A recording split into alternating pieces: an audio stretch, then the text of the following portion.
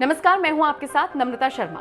उद्धव ठाकरे की मुश्किलें बढ़ती ही जा रही हैं। पहले सत्ता से बेदखल हुए, उसके बाद शिवसेना का वर्चस्व बचाने की लड़ाई लड़ रहे हैं और अब बागी विधायक होने के बाद सांसद भी बागी होते हुए नजर आ रही हैं। जी हां, शिवसेना के 19 सांसद हैं। एक बैठक बुलाई गई जिसमें सिर्फ 12 सांसद पहुंचे, 7 नदारद रहे।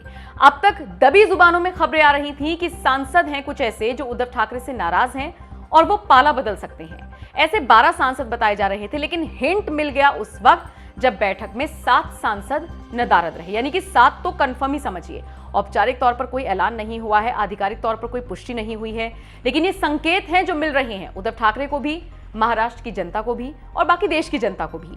आपको बताते चले, एक बैठक बुलाई उद्धव ठाकरे ने जिसमें गजानन कीर्तिकर, अरविंद सावंत, विनायक राउत, हेमंत गोडसे, धैर्यशील माने, ओम राजे निम्बालकर, राजेंद्र गावित, राजन विचारे और राहुल शेवाले समेत 12 सांसद पहुंचे। बाकी सांसद नहीं पहुंचे, जिसके बाद अब कहीं ना कहीं माना जा रहा है कि उद्धव ठाकरे को बड़ा झटका ये 7 सांसद दे सकते हैं और शिंदे गुट में शामिल हो सकते हैं।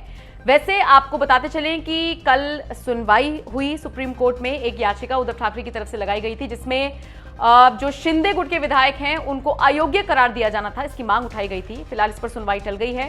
तो इस बीच उद्धव ठाकरे ने एक पत्र लिखा अपने उन विधायकों के लिए जो मुसीबत में उनके साथ खड़े रहे।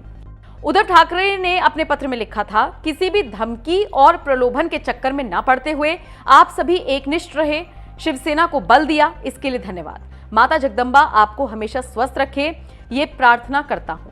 दूसरी तरफ उद्धव ठाकरे उन विधायकों को भी अपना एक संदेश पहुंचाते हुए नजर आए जो बागी होकर शिंदे गुट की तरफ बैठे हैं।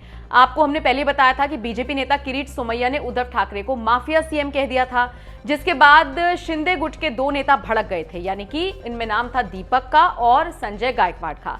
इन दोनों ने साफ तौर पर यह कह दिया था कि भले ही सरकार में हम हैं लेकिन इसकी परवाह नहीं करते, हमने उद्धव को छोड़ा है, पार्टी छोड़ी है, लेकिन हमने वफादारी नहीं छोड़ी है। आज भी हम उद्धव ठाकरे और उनके परिवार के लिए किसी भी तरह की कोई टिप्पणी बर्दाश्त नहीं करेंगे। मातोश्री के दरवाजे अगर हमारे लिए खुलते हैं तो हम जरूर जाएंगे। ये बयान सुनने के बाद उद्धव ठाकरे ने यही बयान दिया कि अगर ऐसा उन्होंने कुछ कहा है तो बहुत बहुत शुक्रिया। दूसरे पाले में रहते हुए भी आप हमारी तारीफ कर रही हैं, मान सम्मान रख रही हैं, इससे बड़ी बात क्या हो सकती है। आपका आभार। और इसके अलावा मातोश्री के दरवाजे आपके लिए हमेशा खुले हैं, यानी कि हिंट भी दे दिया उन्होंने कि जब आप चाहें वापसी कर सकते हैं।